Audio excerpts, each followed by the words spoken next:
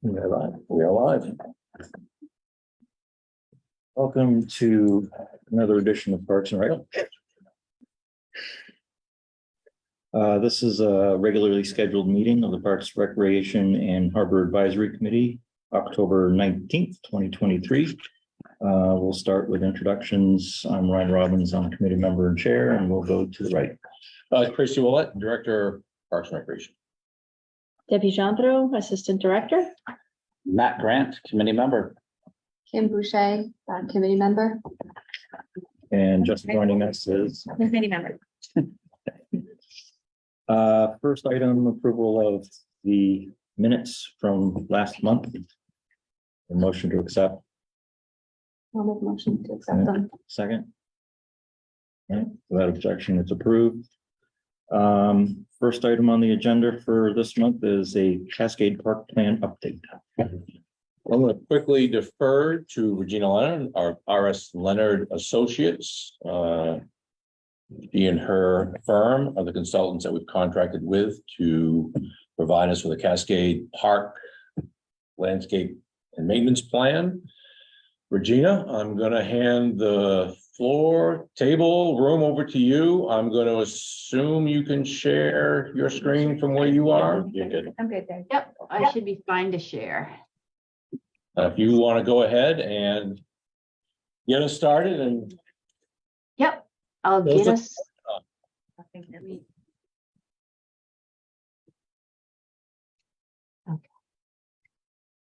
So, everyone can see my screen just fine? yes. Yep. Okay, excellent. So I wanted to give everyone an update, and I'm not going to go over these first few slides. These are just basically our original project goals and then the recommended actions. But, you know, essentially, one of the major issues at the park, I think we talked about this last time, really has to do with that underground storage vault. That is an unsafe condition, and a lot of the maintenance requirements around keeping the fountain up and running have to do with that. And it's currently flooded and has been flooded most of the season. So that ties into some of the stormwater runoff issues at the park as well. So I'm going to drill down, I'm going to move ahead and drill down into some of the topics that we've looked at, and that will also kind of bring us into some of the recommendations. So if you want more information, you can sort of look at these 3 slides, but I'm not going to spend a ton of time on them because I'll talk about it a little bit later. So one of the things we determined that in order to get rid of the vault, we need to have mechanicals room, and it's also an opportunity to relocate that above ground electrical panel, which also ties into the mechanicals into a similar location. And I think the last time we talked about an outbuilding that would house restrooms, but also house the mechanicals. And so one of the things we wanted to do is to figure out, number one, how big that needed to be. And we looked at various locations within the park with the following considerations. Obviously, setback requirements would preclude some locations. They needed to be, you know, how close are they to existing utilities? That affects the amount of construction and the cost.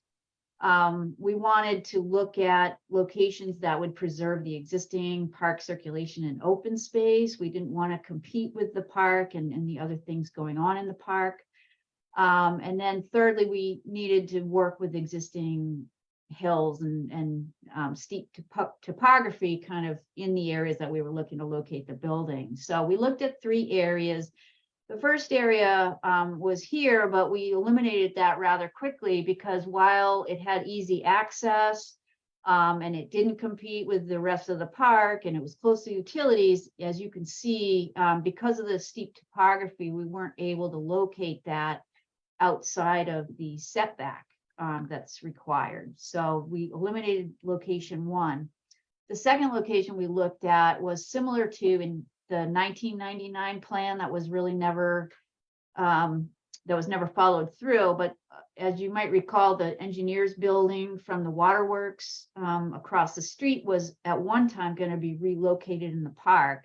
And it was going to be located approximately in this location. But in order to do that, they had to reorganize some of the circulation, and we wanted to preserve it. And so we pushed the building as far into the slope or against the slope as far as possible to see if we had enough room for it. And we determined that that met all of the requirements, and there is room. So that's really the proposed location. We also looked at a third location on the other side of the parking area, but because it's so far from existing utilities, even though it fits in the setback and there's easy access, we eliminated that just from a feasibility cost standpoint. We also looked at the programming and the size of the building. And so in addition to a mechanical and electrical room, the building houses bathrooms. And so there's a standard 8x8 bathrooms and 2. So all of the sizes kind of incorporate those small bathroom areas, but you can see the mechanical and electrical room size shifts. We also wanted to incorporate 2 storage areas. One would be for tools, like landscape tools and some of the chemical storage, since that has to be stored separately. And then another storage area for really the restrooms. And we looked at, as you can see, different sizes. By the time we got down to the 16 by 16, those separate storage areas were quite small. So we chose option B because it fits into the available space on the site better, and also it's more economical than the larger building, but still feasible in terms of the sizes. So that was the 16 by 24 footprint is what we're showing in the plan. I'll show you a little bit later. With the pool drain, we've been able to really drill down onto the conditions of the pool and fountain. And we met on site a couple weeks back with Jackie Tapley. Some of you may know her from Tapley Pools, just to help us get a handle on the conditions out there and what we're looking at.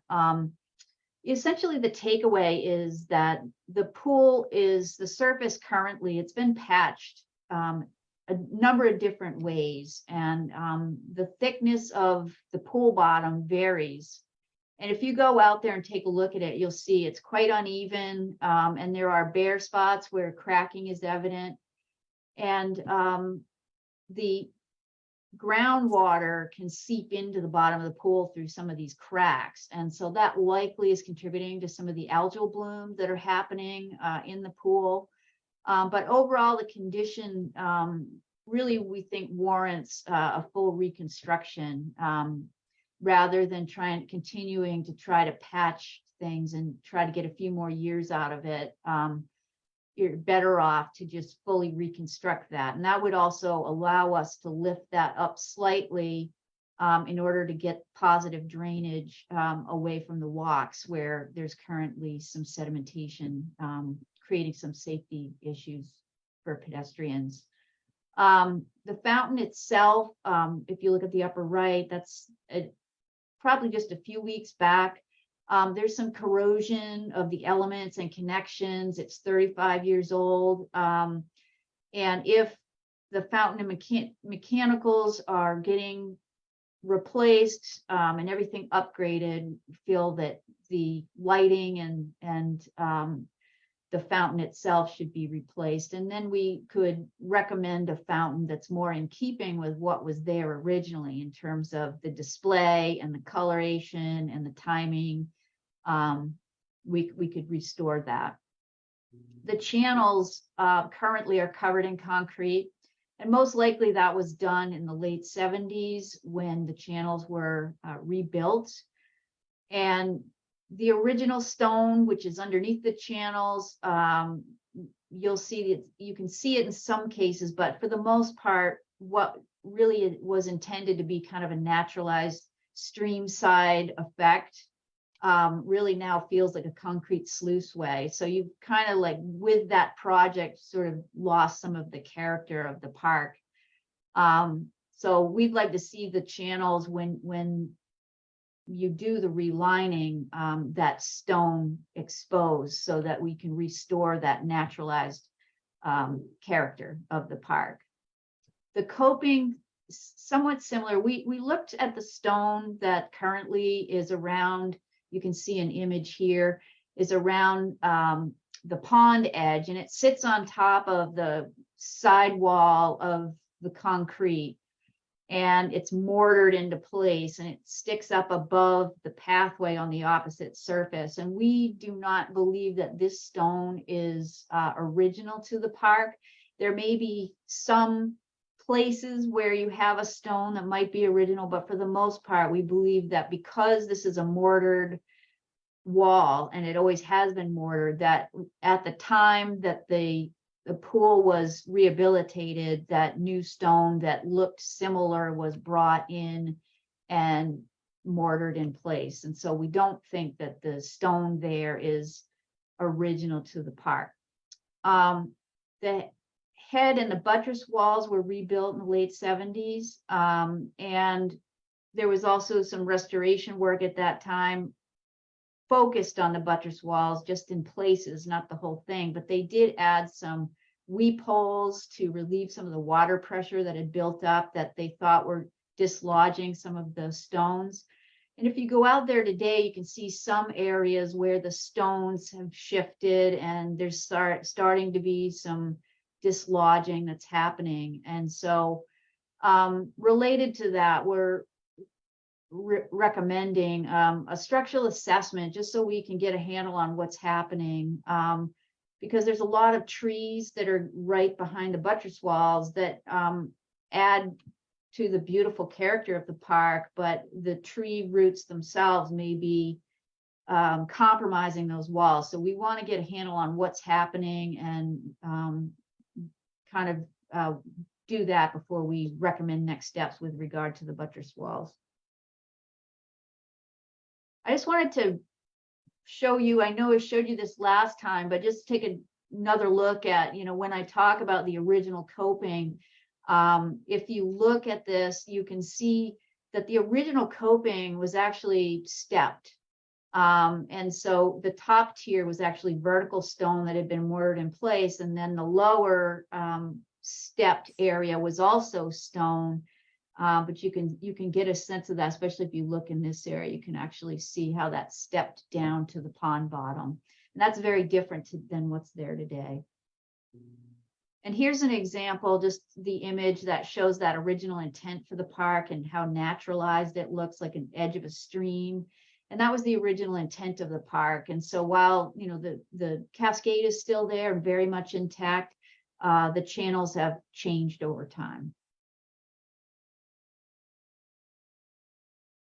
I'm not going to spend a lot of time on this, but we're in the process now of looking at the utilities and what needs to happen with regard to if you relocate the fountain mechanicals and the electrical, you have to rerun lines for the utilities. If we have restrooms, then we need to make connections to the sewer line.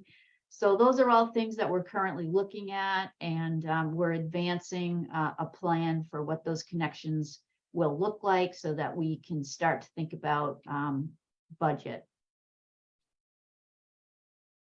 As far as the site improvements go, most of the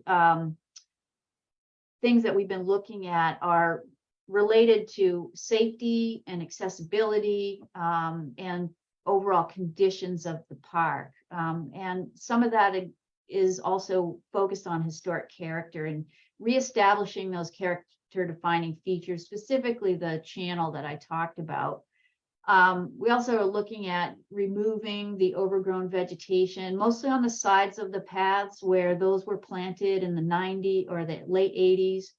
And they're kind of full-size shrubs, and they're adding a lot of maintenance for staff, but not really adding a lot of ornamental value because they're overgrown and they obstruct views and they kind of pen you into the pathway. So we're looking to simplify the vegetation, really the focus of the park is really the fountain and the cascades and the grottos, and the rolling landscape and the mature trees. And so we feel like the ornamentals could be thinned out and streamlined into just specific locations that would greatly reduce the maintenance for the park. We want to reinforce the circulation routes and clarify the entrance. So today, the entrance, as you can see in the upper right, there's no real clear entrance. And so what happens is people walk a whole bunch of places, and that compacts the soil, and it also spreads the stone dust and the stone dust across the grass. And so it makes maintenance tough over time. So we want to look to kind of clarify that entrance way. And then also integrate not only the outbuilding that we talked about with the restrooms, but also expanding the size of the gazebo. So similar in character and qualities, but larger to accommodate more uses and more events. And also looking at picnic shelters. There are underutilized parts of the park, and so we're looking at opportunities to activate those parts of the park and provide features in those parts of the park that people will use. So the identified project improvements to date are the outbuilding, rebuilding the pools, the fountain lighting, overall site improvements that I just talked about, and then other things like getting a boundary and topographic survey. This is important to queue up the development of bid documents for future implementation of projects, but also to document specifically what's there, so that as we move forward, you historically will know what was there, and it makes it easier to apply for the historic status for the park, which we'll be seeking hopefully in the future. And also developing a tree management plan. So one of the things I said that makes the park special are the mature trees. But a lot of these mature trees are things like silver maple, which were put in when the elm died back. This park was once full of these beautiful stately elms.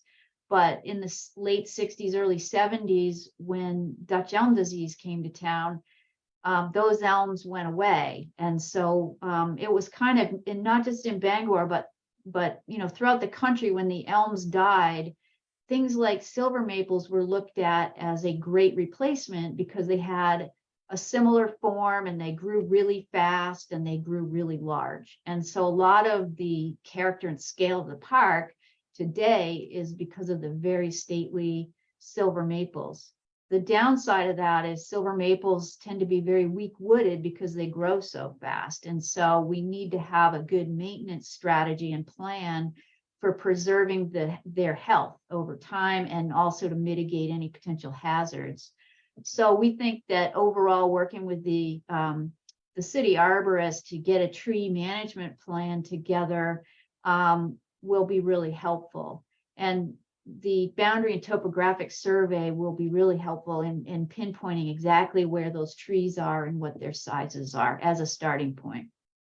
The structural assessment I talked about of the head wall and the buttress walls, and then the technical design phase. As we identify the phasing for the projects, we include sort of the development of technical design and engineering drawings that are needed for permitting and needed for implementation. So this is just a schematic looking at our preliminary conceptual ideas. One of the first things that we want to do is reestablish the historic circulation. Historically, there was a big, wide, as you remember, a vehicle path that skirted the park. And this originally, Cascade Drive, was the part of the park.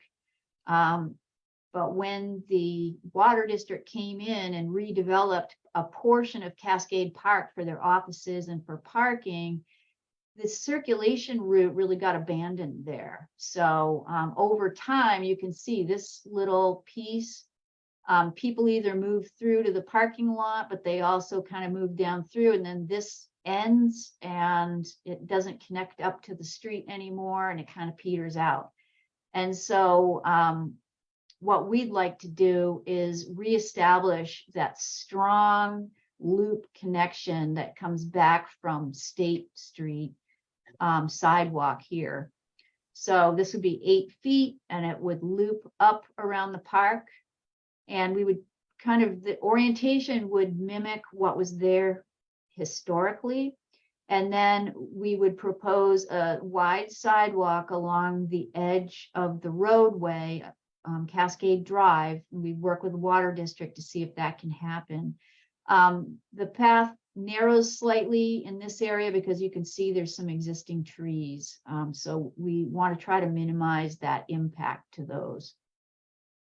But what this does is this gives us a primary pathway from which to organize the site. So by having this big wide sidewalk and then walkway, we can reorganize the entrance. So we can have the entrance sign here, we can have a planting, and then we reorganize so that the entrance to this outer loop gets tied into this primary pathway. And what that does is that also frees up the opportunity to intercept some of the storm water that comes off this hillside and across the path currently. And then we retain the existing historic circulation at the interior and the loop, but we add a path connection here. This historically was a path connection. And with the new restrooms and services there, this path connection makes more sense. And then finally, to get people away from walking up the edges of the buttress walls where they come across tree roots and it can be quite dangerous to be that close to the buttress walls, we'd like to have a series of terraced paths. So a loop system of terraced paths where you have these secondary outer loop here, which this tertiary path comes across. And by connecting kind of mid-slope here, this path is in this area, we feel is more navigable. It may not meet the specific goals around requirements for an accessible path, but it's close to that percentage where most people could get up here. And then once you make this connection, this path would be fairly flat because it follows the contours of the land. And then the nice thing is it brings you up to the middle part of this space and it will allow us to kind of manage where people go in this upper section. So this is the first buttress wall here, the first grotto. And then we would propose some kind of stone across the existing channel. So we wouldn't interrupt the channel. We would just have a discrete stone where people can cross. But this could be a seating area. It affords views, but it keeps people away from the tree roots and is more of an improved path that is more accessible to more people. And then this is another tertiary path that creates a second loop. It's steeper in this section, but it affords connectivity throughout the park to this top overlook at the second grotto here. And you may need stairs in this little section. It would probably look nice and benefit from stairs. But the nice thing about that is that by activating this space, we're shifting a lot of the use away from these areas that are more sensitive and introducing circulation where people want to go. And we're also trying to activate this area, which is a little flatter, but has beautiful views of the park with new picnic shelters. And so the few times that I've been to the park this summer, there have been people picnicking up in this area. So it's already a popular space for people to come and sit and picnic. So incorporating shelters there with picnic tables would be a nice feature. And it's a way to activate this outer loop. And then finally, rather than have a very small gazebo here, what we are proposing is to take that gazebo style, because it has a very wonderful style, and build a larger gazebo that could be used for events. It could be used for weddings. It could be used just for seating. It would incorporate benches around the edges.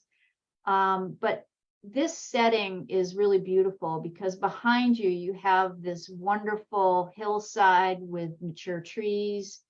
And then in front of you, or depending on where you're looking, you have this backdrop of the park and the fountain. So from a standpoint of events, it works really well. From a standpoint of it being picturesque and a photo opportunity of that location works really well. So that essentially is just an overview of where we currently are with the plan and what some of our current thinking and recommendations are. And I'd be happy to take any questions or comments.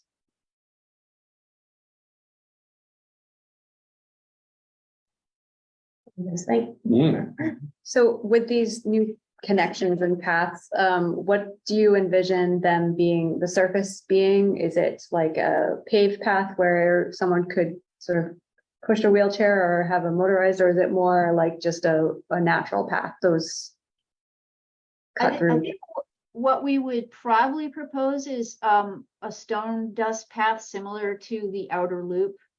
So those compact really well, so they'll meet ADA requirements. But that's what we would propose, is probably stone dust, just so that they are accessible. Like I said, it's I've got to do a little more work, and we're not working from an actual survey. So until that survey is done at a future date, we won't know for sure, like whether there's regrading of the trail with some slight regrading. Maybe the whole thing could be accessible and could meet those parameters, or maybe it just can't happen and it's a trail that most able-bodied people can use because it's not too steep. But regardless, I think we would treat it like an accessible path.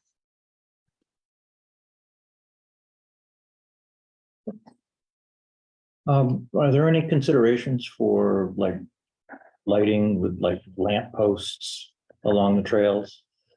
Yeah, I'm glad you mentioned that. It's something that we did make a recommendation on. So a couple things. One is that, the parking lot lighting currently are just, cobras on telephone poles. And so what we'd like to see is lighting that's more reflective of the historic character of the park. So our thought was lighting could be kind of in three areas of the park. One, we could redo the parking lot lighting, at least along the walkways, to feel more historic. We could plug in more historic lighting along the frontage of the park, which would be really nice because it would kind of cue to drivers that, hey, you're in a park zone and this is historic, and it would feel, I think it would tie in really well with the waterworks across the way. And then thirdly, within the park interior, especially, one of the things about reorganizing the pathway and having a primary pathway is that it gives us the ability to introduce lighting along that primary pathway without really disrupting the interior of the park. So that would be our proposal, would be to think about pole lighting along this part of the pathway. I think we'd need to be careful in through here, so we may limit it through the park interior here, but what are your thoughts on lighting within the park? That sounds good. What about some kind of like string lighting around the gazebo on the inside? Would that be something to consider? Yeah, I think that's a great idea. One of the things that we are planning for as part of the recommendations is when you move the electric services, to plan for electrical services to the gazebo. so that you can expand the ability to rent it out for events and things like that. And also, yeah, you could incorporate string lights. And the other thing is to incorporate lighting in strategic places like just outlet boxes. So that if you want to light some of the evergreens in the park, for example, during the holidays, that you would have that ability. So that's part of the plan too, is to expand the electrical tie-ins on the park so that you can fully utilize the gazebos and also, look at things like holiday lighting. When it comes to lighting, have you considered any solar options? I know it's probably slightly less reliable, but I've seen all sorts of lighting options that use small solar panels. I didn't know if that was something you guys would consider. Yeah, we'll certainly look at that. We haven't dug into like specific specifications for the lighting yet. That's kind of our next step, is to start to pull those ideas. Solar technology has come a long way and it continues to come a long way, and we might be able to integrate that. I think the availability of solar with historic styles is something that I haven't seen. Yeah. But we'll certainly look at that and see what the opportunities are. I mean, there may even be opportunities to integrate solar in the building itself. So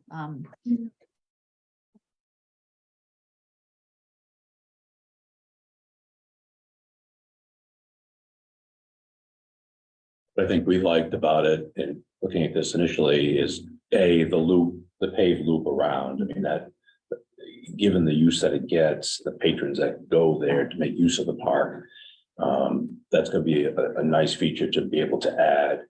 And there's really no gateway entrance. I mean, for a park of this historical prominence and prominence here in the city, there's real no entry to it. So finally putting that on a concept was kind of a big deal to us when Regina first shared this with us. So, and for you folks, I mean, yeah, this is something that we want, like a lot of things we've been doing these projects, is making sure that you get a chance to, like we've done already, share some thoughts with us. So. And if it's something that you guys haven't gone there for a little while, and now especially seeing this, you go there and you see, all the light bulbs going off, like Regina was saying, going up the grotto with all the tree roots, it's obvious that people are just walking up, straight up right next to it, the falls. And so you trip on a root, you can go down, so making these paths going up is definitely the way to go. And it's just going to make people go up even higher. And there were people picnicking up top, and it's just such a great sight to see. So that, got included because it is an open space. It's not open, but there's a lot of trees, but it's a space that is totally underutilized. So getting that, and so go visit it and you'll see what we're kind of talking about when we do this. Well, when she mentioned the lighting for perhaps around the holidays, something that I'm just imagining what. Yeah, no, That's nice. cool idea, Yeah. pretty cool idea. And it's, for me, it's kind of cool to go back to those original pictures, It and is. it really, aside from trees growing, obviously the growth Yeah. around it, Mhm. the features of it are more or less the same, Mhm. more or less the same. I've joked a number of times that the bedliner that's sitting in that pool has lasted 20 years longer than we thought it would, so. We got out of the pool, out of the rhino lining in the pool. Anything else for Regina? I mean, I don't want to hijack the meeting there, Mr. Chair, but. Anything else? Yeah, that looks great. great. Well, thank you for your time tonight. I appreciate it. Thank you, Regina. This was a great Thank you. update. Thank Yeah. you. Thank you, Regina. Good. Great. Thanks. Have a good night, everyone. Okay, next, Essex Woods project overview. So Deb and I are gonna kind of do this Here again. together. Let me, Cascade real quick. before we Yeah. move on. Yeah. The, can you see? what's the Yeah. proposed budget for that? That looks pretty robust. Yeah. That's why I'm working on That's why she's doing this. That's why she, And it so, becomes like a priority list of what's most important and Yep. then pare some things down, because that looks like it's. so you're absolutely right, Rich. Gonna be. Yeah. I think what we, and we have experience with Regina, Mhm. and RS Leonard there, that is a consultant that produced the facility master plan for us. And her final report will look similar to that and have what you just mentioned. Short, near, mid, long-term goals. She alluded to, the vault. That has become quite problematic for us. The vault is where the motors to the whole circulation system are, they're in the ground. That has become more of a flooding problem this year than it has in the years I've been here. The last I knew, we'd actually been able to keep it clear of water. We now have to get the pumps out. That is a confined space entry, which if you're familiar with that, that's process. And you have to be certified to do that. So there's two of us on the staff that can, we have 2 members of the staff that can do that. One of them is trying to get Sawyer Arena open for Sunday, so it's just a challenge. So we're trying to get that out of the ground. So the mechanics of the park, once we're done, probably be one of those areas that are gonna be identified. But long-winded way to answer your question, yes, it'll have short, near, mid, and long-term goals for that. I would imagine the structural analysis of the buttress wall Yeah. probably is the one unknown right now. It is the unknown. There are tree issues with that. And again, she'll come up with that as she finalizes her report. I hope that. answered your Yeah, question. no, very, that's quite a presentation. It was Yeah, Very thorough. this park, and if you've been here, however long folks have lived here, it's a signature park for us. People come from everywhere to go to Cascade Park. So it's certainly, as it was identified in the master plan, this was the next step for that, much like the feasibility studies that we're in the middle of right now. So we'll start to, once we have the report in hand, start to identify what projects should come first. Is there a budget that's earmarked for that already, or is this all preliminary? No, Something that needs to get done that we've all realized, and so that's where it starts now. But at the comp plan level, that's, Yeah. this rate's pretty high on the list, yeah. Yeah. We referred to that master plan. That's been a valuable tool and document for us to have in hand so that we can start to identify areas and projects as we go along in a capital plan. And this we see as being as valuable for Cascade Park. Because as I said, it's a popular place, part of them.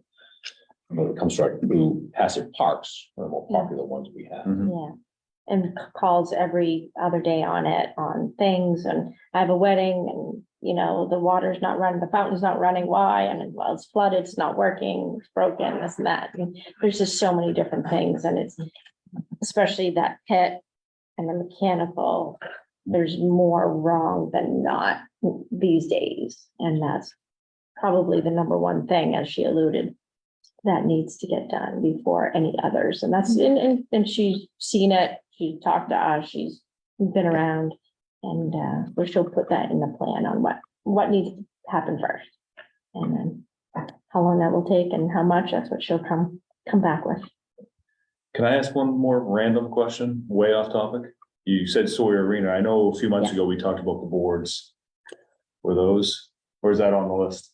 Not, but yes, we come back to that. We can certainly. Yeah, I don't want to hijack the chair's meeting. No, that's, So to answer your question, and those, we'll have a dirt lot here on the screen for a minute, but we worked with McLaughlin Consultants, who were part of the feasibility study team to come up, and I think we've talked about this with you folks before. What are some shorter term solutions that we can try to fix the leaking of the boards and glass? They have done that. So what they have done is add reinforcing poles from blue line to blue line along the back of the dashers and anchored those into the concrete. They also added some barrier down below that will reinforce the boards, and they feel like this would be a viable option to minimize and or eliminate the leaning. We'll see how it goes. The ice is in. The timeline for when they started to lean is usually after we've been open about a month and a half, so that would be around December. I can update you on how it's going in December. All right. But that's what we've done. And when you have a contact. It was, yes. I'd rather not encourage that because Hopefully there's no winner. Yes, that is absolutely. But they felt pretty strongly that this should go a long way to alleviate the lean that was happening. I think I've shared with the group before, it was interesting, we had actually ground penetrating radar that went to a fairly 15 to 20 foot depth. And it's just voids over time that went with a lot of freezes and thaws under there. It's just nature of the floor and how it is. So that give you a. Absolutely. Be interesting to see this year because the groundwater is probably a lot higher than Right. it is in most years because all the rain we've had. Well, it could very well be, Matt. I mean, it's just hard to Freezes, tell. maybe better. And that particular corner of Hayford Park, it's kind of a marshy area anyway. Yeah. Over time and what's happened in the ground over there over years, you just don't know. But the ice is in. We're scheduled to have youth games there Sunday morning. And then we'll do a stick and puck schedule once November rolls around. That's pretty much. Fun fact, the USDA does a great mapping program where you can find out the soil type Yeah. of any place in the US. Wow, If you're into that stuff, you. there are some places around, I don't know if I want to know. Which should give you a good idea of what's underneath everything over there. I know what you're going home to do. All right, any more questions about Sawyer? Okay. Essex Woods. Yeah, we just want Yeah. to talk to you a few minutes tonight before we wrap up. There's been a lot of activity up at Essex Woods recently. I've got a couple pictures here to share with you. Deb's going to share with you some trail work. We had some Huston students do last week and just the bike trails that are happening up there. From the master plan, the parking lot at Essex Woods, which includes a dog park and trails. And it's one of the better birding areas of the state. It's a pretty popular birding destination down below in the bog that's parallel to the highway. So this is the progress we've got so far on the parking lot. It's probably gonna be a parking lot now, so just a gravel, whatever. It's actually gonna be a paved parking lot. And I just want to share with you the progress of that. It already looks quite a bit different. And this is kind of you looking back toward Watchmaker. So it'll be a defined parking lot with sidewalks around the edges, actual defined parking stalls, and in order to it, there'll be islands in the middle of it. We have, I don't know if you can tell from these pictures or not, we've added 4 poles with lighting. We've upgraded the service to the PAL Center.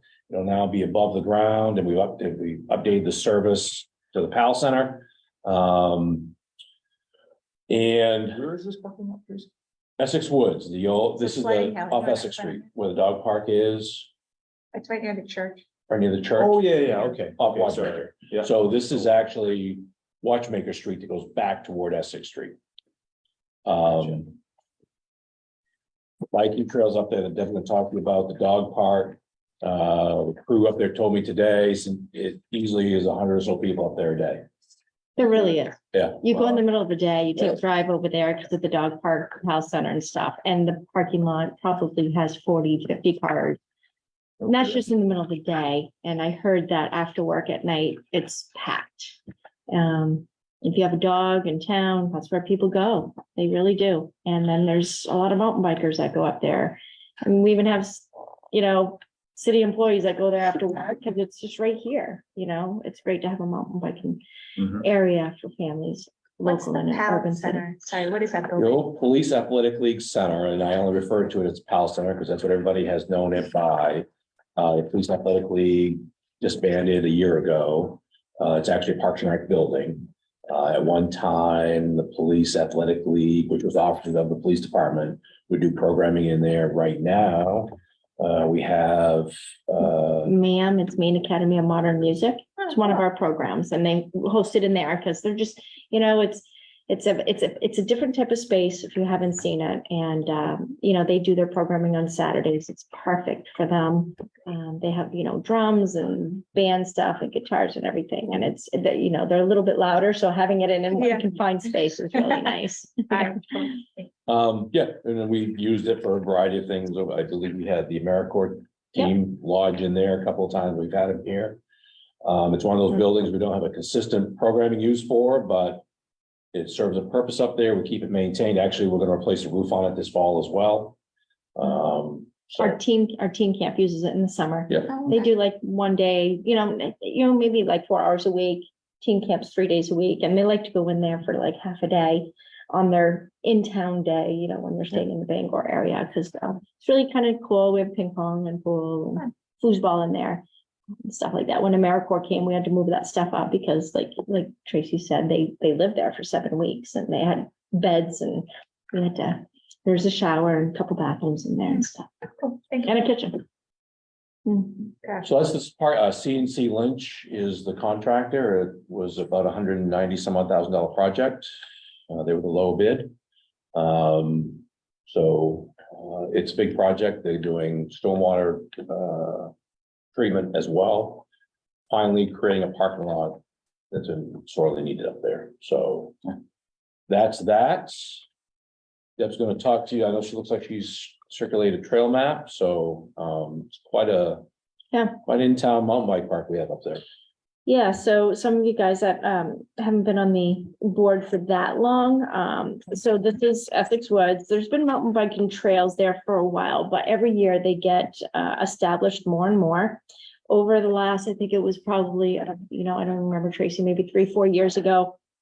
I lose track of time, Phil. I know. Poor source. These trails had names but didn't have signage. And so it was really difficult if somebody, you know, got hurt on one of the mountain biking trails for anybody to, you know, to locate them. And it was unfortunate, you know, a kid got hurt one time and the fire department came and showed Tracy and I and said, this is what we did to go find him. And all you saw was black going over, you know, marks everywhere. So that's when we said we need to mark these trails and tell people what they are. So, you know, we created the normal mountain biking colors: green, blue, black. Green for easy, blue for moderate, black for difficult trails. And so a lot of these were already there, but we just established a few more to connect them. Neverland Forest has been not the most recent, but that was a recent one over the last 4 or 5 years that was put in for a green. There was no green trails there. And a lot of these little kids that are 3, 4, 5 want to go biking with their families. So the Neverland Forest is absolutely perfect. It's a trail that it connected and goes back to the same spot. So it's not one like the others that connect to another trail. So then this way parents know that their child, if their kid goes in, they come back out at the same spot. So they don't have to worry. It's amazing. It has berms, everything. So there are kids that are 3, 4 years old that go into the Neverland Forest. So over the years, PR NEMBA, which is Penobscot Region New England Mountain Bike Association, they help us out, and they themselves created a lot of these trails over multiple years. And they get together, they're a member-based group, and they get together every year to help clear out these trails with us. And usually they do theirs in the spring. So they came this spring after the winter, everything starts growing really fast.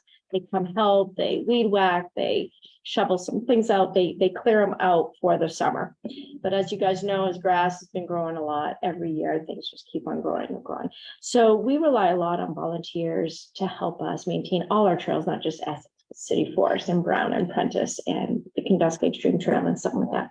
So like this past Saturday, actually they've been doing it over the last like 4 or 5 years. Husson University's 6-year physical therapy students always do a volunteer day, and it was this past Saturday, and we put them at Husson at Essex again. And so Tracy, how long ago? Was it 3 years ago? You see the parking lot where the dog park is off Watchmaker, and you look down below, there's another parking lot. That's new as of 2 years ago. 2 years ago. 2 years ago, and that's right off of Essex. So that parking lot was created a couple of years ago, and it's not really visible yet. I mean, it is visible if you go, but it's not named. We're gonna be doing that probably next spring, next summer, have a naming to that parking lot so people understand that we do have a new place for people to go. And Is that active now? That yes, parking lot is? yes, absolutely. I always wondered what that was. I thought, excuse me, I thought it was a driveway. No, go down there, because there's a Okay. lot of rocks there at the beginning, Yeah. as you see. So we're probably, I mean, this isn't 100%, but would like to call it like Essex Woods Trailhead, because it's a parking lot that you see the brown, they're kind of like roads. We put rocks so people can't drive down there, but it's a nice, big, huge path, 8 to 10 foot path that people can go down there and then start their walking on the trail, the rail trail, to do bird watching, just to go walking for the day, go down by the roundabout. And then they can go to the mountain biking trails. So when this was created, we wanted to link a trail to the mountain biking trails. Because there was nothing besides the brown road to go down to the bottom. So, this gentleman named Eric wanted to create this trail, and he had the time and went and marked it. And so we walked it one day and said, there's no wetlands there, let's do it. So he cleared part of the path. This past weekend, we had Husson come in and they put some stone dust in there, some riprap, a bunch of stuff just to kind of help it compact it. There's a few wet areas in there. So now we have a trail called the Link. There's no sign yet because I'm ordering one, but it's called the Link Trail that's linking that area to the other mountain biking areas. So it links it to the sled hill and then to Straight 6, which is a wonderful blue trail over there. So every year we have people that come. We might be having a group from UMaine in the first week of November. If they do come, they're going to help with the second half of that trail because it's not done. So that's what's been happening at Essex Woods. It's great. And at some point we'll be, telling people about this new parking lot. So hopefully a lot of mountain bikers stop there and utilize that parking lot. So now you can go and check it out and see what it is. The walkways are actually at an ADA compliant grade to get to the bottom. And you will see the amount of material that was added to achieve that slope. It's pretty cool. That's so someone could go there and actually get down to the bottom and get to the bottom of the birding area and access some of the trail. Yeah, And check it out. these are even the brown That's trails, the- you can do biking as well. That's the all-purpose trail that he was talking about, yes. All of them, I mean, some of the black diamond ones they're black, they're difficult. The one that's the Fall Line Bridge Trail, if you see that one, the bridge we're looking to replacing the bridge to make it wider. So, because right now bikers actually have to get off their bike and go physically walk on that bridge because it's very narrow, it's old. We do have an engineered plan to do that one of the NEMBA members created. And so that's going to be in the future at some point, is replacing that bridge on that Fall Line Bridge Trail. If you haven't been with your kids, if Leah was here, she'd be talking a lot right now, saying how much she loves it. Yeah. Is there a map at the trailhead? That we noticed about 2 weeks ago, it was gone. Okay. But now that we got the link trail, we just got this updated a couple days ago. I'm getting it created and getting one printed out. A nice big 3x3x5 or 2x3 trail to go. There's a pole already there. It's just gone. And there's no sign on Essex Street, is there, that No, tells you to go there? no, another place now. The old Essex Wood, the Dr. Park sign had to go away for the Essex Street project. There's actually a crosswalk there now, signal crosswalk. So as part of some of the signage, and Deb alluded to the identifying the lot down below, that'll be part of it. Yeah. There's a dog park sign as you get down Whitebank. I don't know, this would be pie in the sky, but it would be really awesome if this rail trail connected. So I think there were Nickies on that land. If you go to the end here, there's this like big track. I don't know. Clear where the change happens. Yes, it is. Yes. And in the winter, he lets you ski through that. So, Yep. so you can ski all the way from like Caribou Bog, Yeah. you know? So that would be cool if you just give us. a It little- would be cool. Okay, It would be cool. okay. Yeah, so any questions about Essex? A lot going on there. No, it's awesome. Hmm. It's good. And if you see at the bottom, Cobra came about a year and a half ago. Cobra means City of Bangor recreational areas. So, because we have so many of them in the city. So now this new scanner, you take your phone, you scan it, you can actually see where you are on the trail. It just marks you. That's So- awesome. That's really cool. Yeah. I guess I never knew how many biking trails there were back there. Mm. I knew, Leah, like the little one, like I thought that was kind of like it. But Oh, it's yeah. Obviously very, very wrong. As you know, we talked about our Shred mountain bike camp. This is where it's located. Mhm. So this is where it all happens, and we're gonna be doing more of them. You know, the person who's been running them has seen the benefits of having Bangor, just wants to be doing this, a lot of kids. So we're gonna be doing more of those in the future. Mm. And fun fact, this is one of 2 reclaimed landfills I in the was just city. gonna say that. Mhm. Sorry. Used to be a dump, Really? Yeah. Huh. Yeah, and then it Wow. became a ski area downhill. Very So, cool. anyway. Speaking of which, has all that machinery been taken care of? I mean, I don't remember the last time I was there, but I remember seeing some of the tow cable stuff in the trees. I can't say, I mean, I haven't put my eyes on that for quite a while. One of the things as part of the electrical upgrades, the actual electrical service was also buried in those trees, transform pad and a meter set that's gonna come out, but I haven't seen the tow road school in quite a while. It could still be back there, just overgrown. This and city forest, well, Kittredge Road right off that, used to be the dump. Really? People like to have their engagement photos.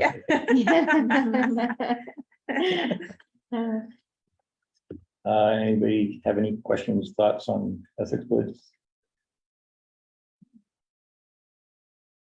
Last, do you have any updates on the feasibility study? Sure. So we're in the process right now of, construction costs and operation and management of something new.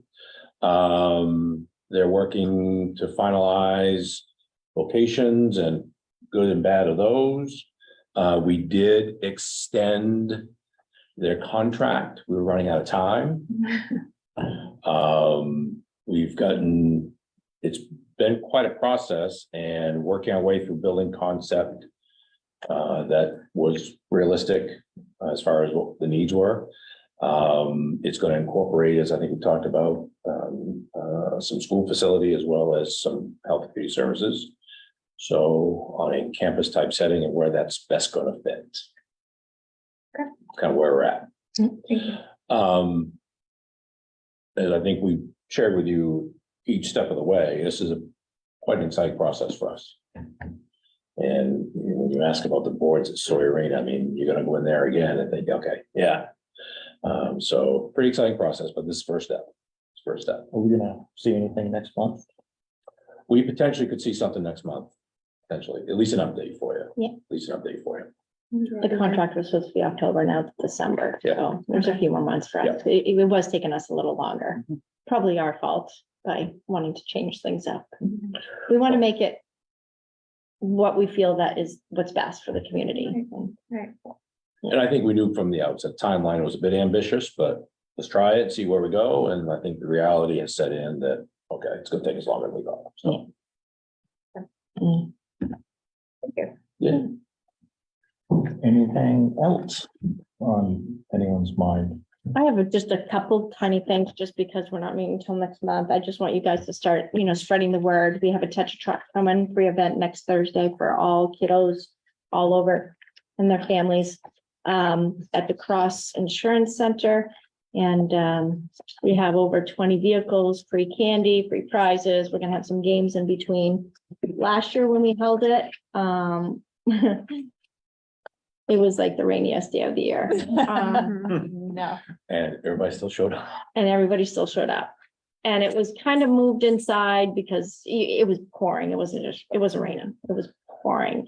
The line probably, maybe 2,000 people showed up in pouring rain. But it was so different because it had to be inside. So we're doing it again outside. And hopefully it's a good thing it's not this Saturday because it'd be boring, but next Thursday. So it's a free touch a truck event for anybody and everyone at the Cross Insurance. It's going to be, it's advertised out there now, but there's some flyers for you guys. But that's all I have. We can do a program update next month. If you want, unless you want to know anything else that's going on.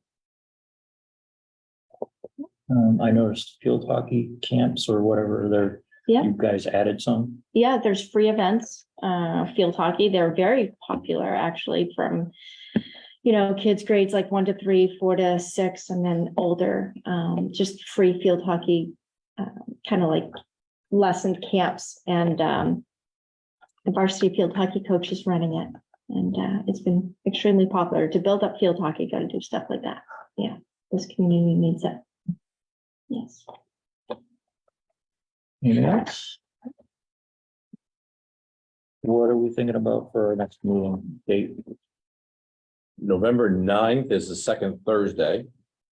You want to stay to that routine? We'll determine a location when we know that. As I mentioned before, we're getting City Hall renovations are going to start hopefully next month. So whether it will be at down with the most city offices down at Conquest or in our building at Parks and Rec. What was the date, Tracy? November 9th is the second Thursday of November. That would be 3 years from now. That's 3 weeks from now. At 5:15. At 5:15. That work for, That work for everybody? Yeah, just keep an eye on location. I mean. Yeah. I mean, maybe we can say it's at Parks and Rec as of now, unless something changed. I can, We yeah, don't. we can do that if you want to. Yeah. Yeah, that's fine. I just set it for Parks and Rec. Just set it for Parks and Rec, and if that changes, I'll let you know. Sounds good. Thank you all. Thank you all for the feedback on Cascade. That's another project that's a few irons in the fire. And if you haven't been down the waterfront path before we go, that's almost done as well. Oh, yeah. Extending the waterfront path to 395. So you go down Gagan's Yeah. to the bottom, and now there's a paved path to the right with benches and garbage cans. It goes way down that way. Oh, nice. Cool. Yeah, so you can walk from one end to the other. Maybe our Labor Day road race starts somewhere else. Yeah. Maybe. Okay, Thank you. Your turn. we are adjourned.